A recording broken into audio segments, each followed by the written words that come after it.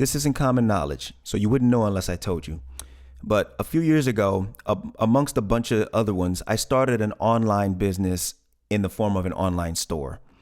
I started during the craze of when, y'all might remember this, when the fidget spinners was going crazy, and that was like all the rage. Like everybody and their mother's, grandfather's, uncle's dog was into some fidget spinners, right?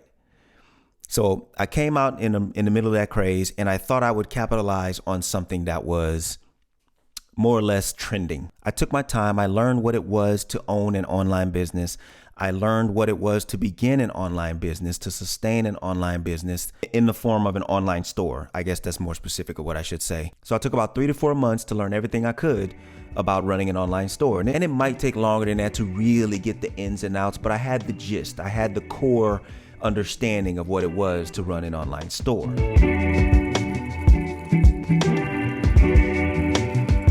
So anyway, I decided to embark on this journey. Amongst other things, mind you, at the time, I had YouTube, I had books, a couple other things that, some are still going. No need to get into all of that. But I decided to embark on this journey. I decided to run my store on what they call Shopify.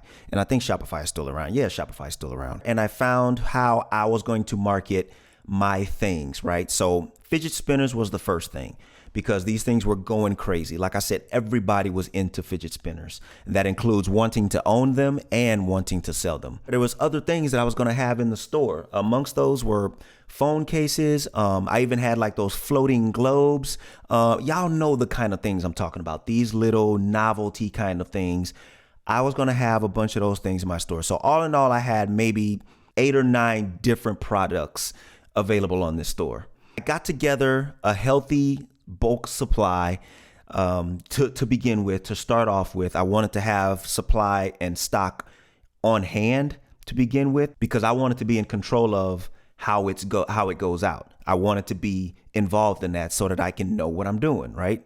I wanted the experience of knowing how to ship product and get it out on time, and that whole shebang. I got my supply together. I had my storefront set up. It was all good to go. I had it all nice and pretty, had the nice little brandings and everything, had my colors chosen, different kinds of effects, everything laid out. At first, I wanted to mimic like how the Apple Store went, but that involves a lot. And I wanted this to be simple.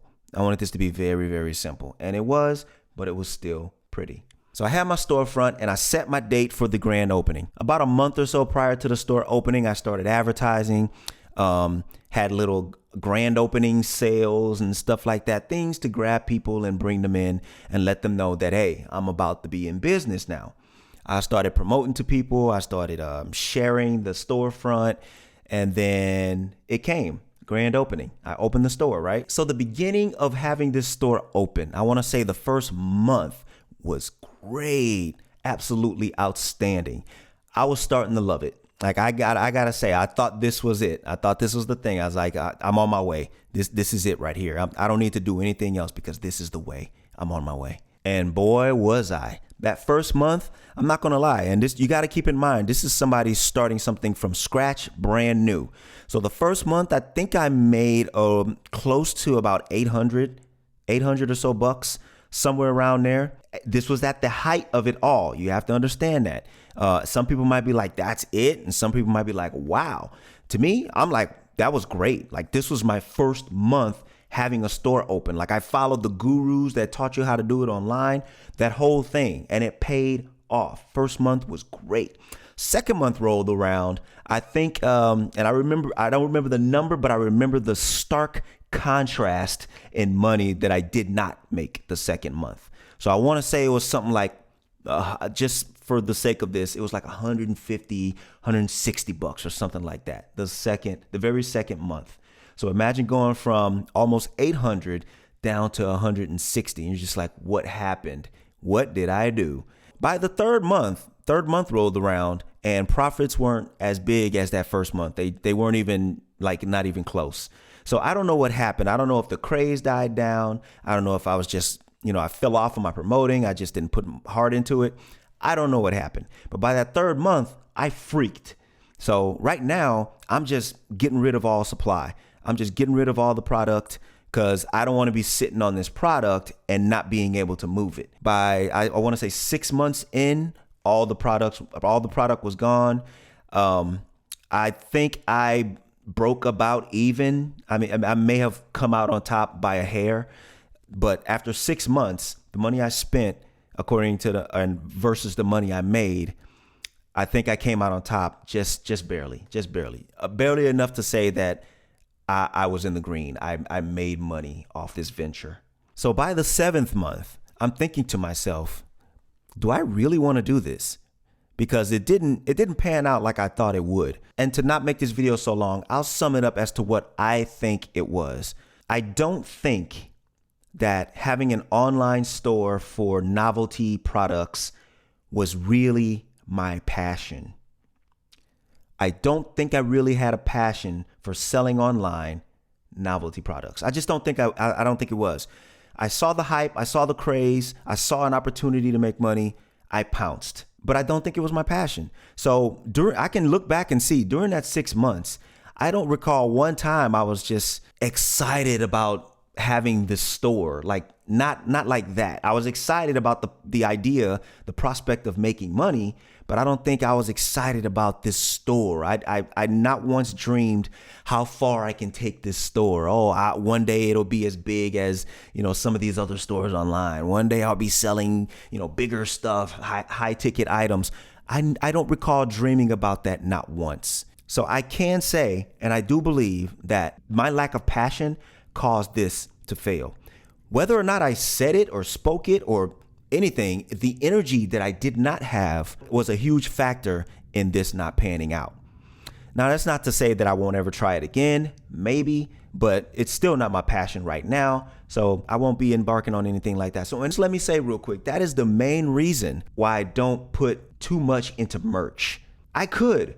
In fact, there's a store still up on my main channel. There should be a link in every video to that merch store that I just don't promote. I made it, so I'm gonna leave it there for now, but that's not where I feel like everybody has the same stuff. Everybody's putting out the same things. If I don't have a passion for said thing, I don't wanna put it out because my main reason isn't money. My main reason for putting out merch is for you guys, people that follow and support my main channel and hopefully this channel soon. That's the only reason I would wanna provide merch. I don't want to have available just random cheap stuff. How many t-shirts can you have? Like if you think about it, everybody's getting a t-shirt from like their favorite creators. You get a t-shirt from Baker Bob's channel, and then you get a t-shirt from Thomas's Tech channel, and then you get a t-shirt from Cindy Spanish Speaker's channel. When it's all said and done, you're going to have 15, 20 t-shirts all provided by the same supplier, mind you, Teespring or whatever the hell they changed their name to, all provided by the same provider. So it's all cheap. It's all wear once and it all goes to shit, fading. The brand is falling off and it's all shrunken. It's all the same. And that's not how I want to be represented. Like I know just getting something out there just so your audience and your community can have something. I understand. I get it. But it's not for me. I'd rather, and if I needed to, I'll wait. But I'd rather look into something that I can be proud of. Just off the top of my head, say like with a company that makes frames for glasses that we can collab on, with Christopher Russell glasses or CLR, whatever. I'm just throwing stuff off the top of my head. But that's something I would want to maybe kind of capitalize on when it comes to merch, something worth it. Not really t-shirts, cotton socks, and leggings. I mean, to each their own. I'm not knocking anybody who does that. Do your thing. At worst, right now, I would probably want to go into like headgear. Like I like hats, not necessarily caps, but like hats. I like real hats. I've never told you guys or showed you guys that, but I like hats and I like Scullies. So at worst, right now, that's the direction I would go. But even then, I'm all for waiting until I feel the moment it's time to even do that. But that's my story on how my online store failed. Like I said, this was back in 2018, I want to say 2017, 2018, something like that. I don't regret it. It was an experience. I'm glad I got to learn a little something. Maybe I'll try it again. Maybe I won't. But I do not mind failing. It only makes you stronger. Get out there and try as much as you can, fail, and then get better at it.